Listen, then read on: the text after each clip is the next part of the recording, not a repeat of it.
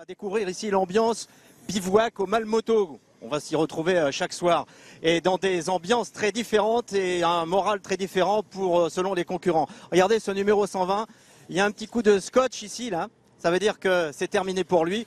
C'est Jérôme Ramon, notre concurrent belge. Bonsoir Jérôme. Ça c'est pas bon, hein. Non, ça sent pas très bon. Qu'est-ce qui s'est passé pour vous? C'était trop dur. C'est une grande différence d'Afrique ici. J'avais des belles choses en Afrique avec le 2,5, le même moto. C'est un moto de 2003. Mais ici, c'est impossible. Le début a été très dur, les 25 premiers kilomètres. C'était duré 5 heures pour moi. 5 heures, 25 kilomètres. Et j'ai vu au papier que le premier fait ça en moins 3 heures. C'est totalement différent. C'est incroyable au fond. Vous avez été aidé, poussé et tout ça, mais ça n'a pas suffi. Même avec le grand boss, avec l'hélico, mais c'est pas possible de sortir. Salut Jérôme, bon courage. Et ambiance très différente ici, juste à côté, numéro 85, comme si c'était un Vendéen, Nicolas Billot.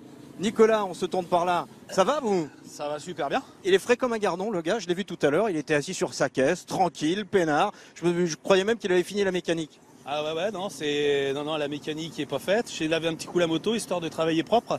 Et puis voilà, je suis en pleine forme, une belle journée, je suis content. Et comme vous faites 267 km mal moto dans le sable, dans les dunes, et vous avez le sourire, la banane. Ouais, avant tout, voilà, je roule à mon rythme, je ne veux pas me dépasser plus que ça, parce qu'on sait que c'est un gros Dakar, ça dure 2 semaines. Moi, vraiment, je prends ça comme une endurance. Et tous les jours, c'est dur, donc c'est trop de chutes?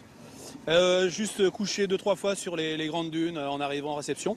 Mais rien de méchant. Tous les waypoints, tous les points de passage marqués? Les 61 sont dans la boîte, c'est superbe.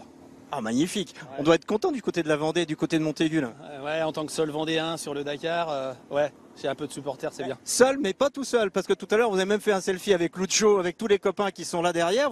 Il y a des supporters qui vous suivent jusqu'en Amérique du Sud. Ah ouais, c'est génial. Ouais. C'est le 2e Dakar et c'est vrai qu'à chaque fois ils viennent, donc c'est du bonheur. C'est super d'avoir beaucoup de potes qui viennent de temps en temps, c'est chaleureux. Hein. Bon, merci Nicolas. On reviendra vous voir au fil de ce Dakar, on espère vous voir à la fin. Bien le sûr. premier que vous avez fait, vous l'avez fini? Le premier, je l'ai fait avec 2 potes en assistance, ouais, et du coup, fini. Ouais, super. Merci. Et vous avez croisé des camions? Oui, alors je me suis fait doubler par, je sais pas, 4-6 camions à peu près. Parce que tout simplement hier j'ai pris une pénalité sur un waypoint que j'ai loupé, donc j'étais moins content déjà hier.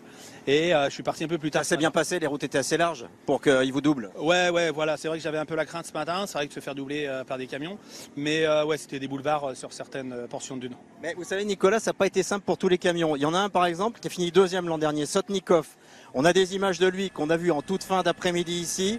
Le dernier waypoint, vous savez, celui où il faut faire un petit crochet là. Ouais, tout à fait. Ouais, Okay. À 4 km de l'arrivée, 4-5 km de l'arrivée.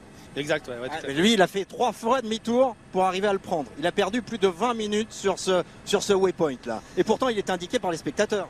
Ouais, de toute façon, ils sont tous. Ah oui, en plus par les spectateurs, ouais, tout à fait, la banderole jaune, ouais. Et de toute façon, faut vraiment être vigilant, surtout jusqu'au bout, quoi. Hein. Vraiment, c'est important. Eh ben, Sotnikov, le Russe sur Kamaz, a quasiment perdu son Dakar aujourd'hui, alors qu'il avait terminé 2e l'an dernier.